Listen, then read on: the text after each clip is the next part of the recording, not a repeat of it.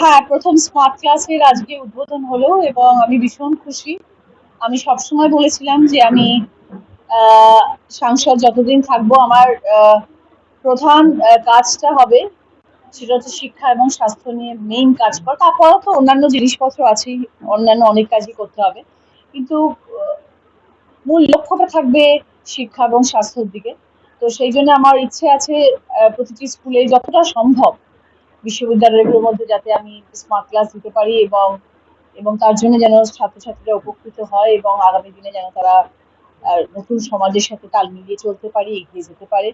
আজকে আমার বাণী মন্দিরের স্মার্ট ক্লাসের উদ্বোধন হলো, আগামী দিনে বাকি যেগুলো করছি সেগুলোতেও হবে। অলরেডি অনেকগুলো স্কুলেই দেওয়া হচ্ছে এবং আমার এমপি ল্যাডের মধ্যে এটা একটা বিশেষ জায়গা, যেটা আমি ভেবেই রেখেছি যে আহ, বেশিরভাগ স্কুলেই আমি স্মার্ট ক্লাস দেবো। তারপর আনুষঙ্গিক যেগুলো হবে সেগুলো তো পরে হবে।